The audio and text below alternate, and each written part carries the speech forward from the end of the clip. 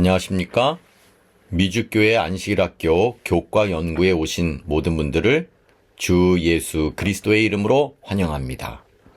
또한 이 시간에 함께 하시고 또 연구에 동참하신 모든 분들을 진심으로 환영합니다.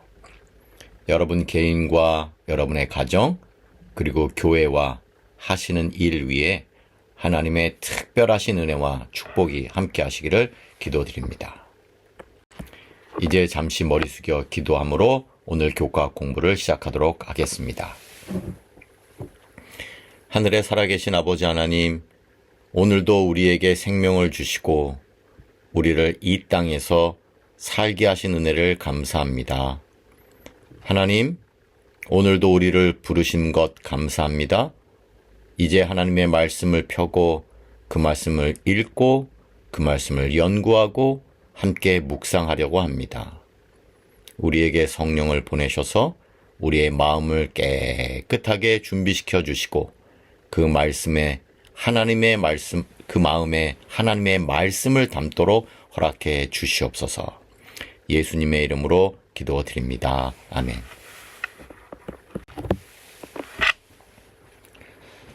계속해서 이번 주에 십과 회개와 용서에 관하여 공부하고 있습니다. 기억절에 있는 말씀 반복되지만 오늘도 읽겠습니다. 요한일서 1장 9절입니다. 만일 우리가 우리 죄를 자백하면 그는 미쁘시고 의로우사 우리 죄를 사하시며 우리를 모든 불의에서 깨끗하게 하실 것이요. 오늘은 벌써 6월 3일입니다. 수요일 넉넉한 은혜라는 제목으로 공부합니다. 우리 성령 하나님은 우리 속에서 역사하시면서 우리가 구하기만 한다면 우리의 죄를 제하시기 위하여 노력하고 기다리고 계십니다. 고로 우리는 십자가에서 멀리 떨어져서 그저 십자가에 달린 주님을 바라보는 것으로 만족하지 말고 우리가 십자가로 가까이 가서 우리가 주와 함께 십자가를 지는 삶을 살 수 있으면 좋겠습니다. 교과책에 이렇게 표현하고 있습니다. 우리가 죄의 무게를 느끼고 성령의 인도를 따라 십자가로 나아갈 때 우리는 여호와는 긍휼이 많으시고 은혜로우시며 노하기를 더시하시고 인자심이 풍부하시다는 사실을 알고 하나님께 용서를 구하게 된다. 성경에 나오는 유명한 비유이지만 제가 그저 각색을 해서 간단히 예화를 하나 드립니다. 어떤 아들이 집을 떠나 방탕한 삶을 살았습니다. 방탕한 삶을 살기 때문에 모든 것을 다 잃어버렸습니다. 그가 갈 곳이 없어서 마지막으로 다시 한번 집으로 돌아옵니다. 집으로 돌아오면서 그는 생각합니다. 아버지, 저는 아들이라 불릴 자격이 없습니다. 그리고 집에 돌아오는데 집에 가까이 오자 우리가 알듯 아버지가 멀리서 돌아오는 아들을 보고 아버지가 먼저 아들에게로 달려갑니다. 그리고는 아무 말 않고 아들을 안아줍니다. 맞습니다. 탕자의 비유죠. 탕자의 비유가 주는 교훈은 여러 가지가 있지만 제가 오늘 나누고자 하는 것은 아버지가 아들을 기다렸다는 것입니다. 즉 하나님은 우리가 온전하고 완벽하고 보기 좋기 때문에 기다리시는 것이 아니고 우리가 엉망이 되었고 방탕한 삶을 살고 있기에 우리가 돌아오기만을 기다리고 계십니다. 우리가 십자가로 나아갈 때 말입니다. 하나님은 왜 이제 왔느냐라고 묻지 아니하시고 왜 이제와 왔느냐라고 맞아주십니다. 하나님은 왜 이제 왔냐라고 우리에게 다구치지 아니하시고 왜 이제서야 왔느냐라고 우리를 맞아주신단 말입니다. 하나님은 우리를 기다리고 계시는 것이죠. 교과책에는 이런 질문을 던지고 있습니다. 출애굽기 34장 1절부터 10절을 읽어보라. 어떤 중요한 진리를 발견할 수 있는가? 주 내용은 그렇습니다. 하나님께서는 자비롭고 은혜롭고 노하기를 더디하고 긍휼이 풍성하신 분이기 때문에 우리와 하나님 사이의 관계를 다시 회복하시기를 기다리시는 분이십니다.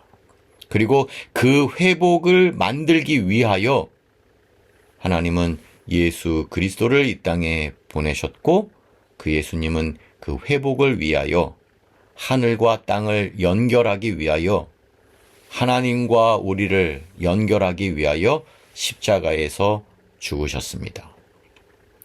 고로 우리는 이제 더 이상 십자가를 멀리서만 바라보지 말고 십자가에 가까이 가서 그 십자가를 붙잡아야 할 것입니다.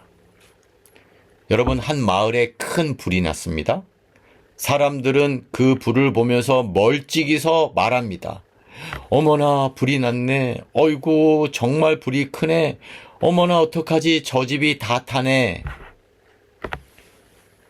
그런데 그 가운데 한 사람은 그 불길을 향하여 달려 들어갑니다. 그리고 그 집에서 아이를 구해냅니다. 여러분, 차이가 무엇일까요? 많은 사람들이 불이 난 것을 알고 있고요.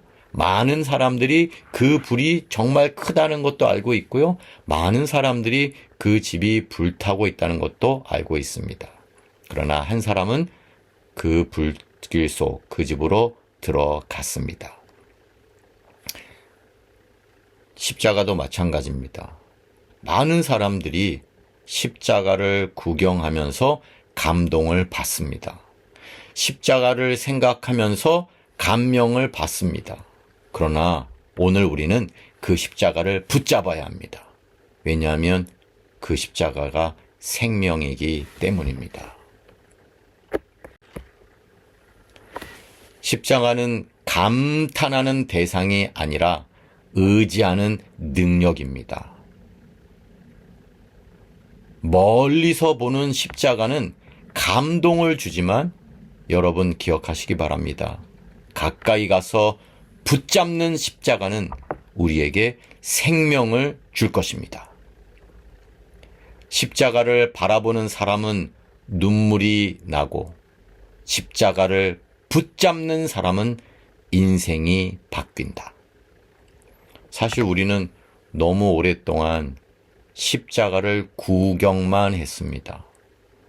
우리는 참으로 오랜 기간 동안 십자가에 관하여 이야기만 했습니다. 우리는 많은 시간 동안 십자가에 대하여 듣기만 했습니다. 오늘 교과책은 또 교과책을 통하여 저자는 우리에게 도전을 줍니다. 이제는 그 십자가를 붙잡아야 할 때입니다. 그 십자가에 더 가까이 가서 그 십자가를 움켜잡아야 할 때입니다. 우리가 그 십자가를 나의 가장 가까운 품으로 잡는 순간 그 십자가가 우리의 생명이 될 것입니다. 여기 사도행적 552쪽에 이렇게 기록합니다. 하나님께 은혜를 얻는 조건은 단순하고 합리적이다. 주께서는 용서를 받기 위하여 어떤 괴로운 일을 하라고 우리에게 요구하지 않으신다. 우리는 우리의 영혼을 하늘의 하나님께 의탁하고 우리의 범죄를 속죄하기 위하여 길고 지루한 순례를 하거나 고통스러운 고행을 할 필요가 없다. 대신에 죄를 자복하고 버리는 자는 불쌍히 여김을 받으리라. 하늘에 계신 아버지 하나님, 죄된 인류를 위하여 구원과 구속의 계획을 예전부터 세워주시고 우리로 하여금 그 은혜를 누리게 하신 것을 감사합니다. 날마다 죄의 짐을 지고 그 죄의 짐을 어떻게 할 줄 몰라 고통하는 우리를 아버지 하나님 오늘 위로해 주시고 우리의 마음속에 다시 한번 성령의 감동 감화하심을 통하여 주의 십자가 앞에 내려놓도록 허락해 주시옵소서. 하나님, 이제는 십자가를 멀리서 바라보는 것에 만족하지 않고 십자가에 더 가까이 가게 하시고 이제는 십자가에 대하여 생각만 하거나 듣기만 하는 것이 아니라 십자가를 가까이 가서 그 십자가를 움켜잡을 수 있는 믿음의 사람 되도록 허락해 주시옵소서. 십자가에 피 흘려 달리신 예수 그리스도를 바라보며 오늘도 그 예수 그리스도를 부여잡고 거듭나는 경험을 하도록 허락해 주시옵소서. 우리 모두의 삶을 오늘 하루 인도해 주시기를 그리스도이신 예수님의 이름으로 기도드립니다. 아멘. 감사합니다. 오늘도 즐겁고 행복한 하루가 되시기를 기원드립니다.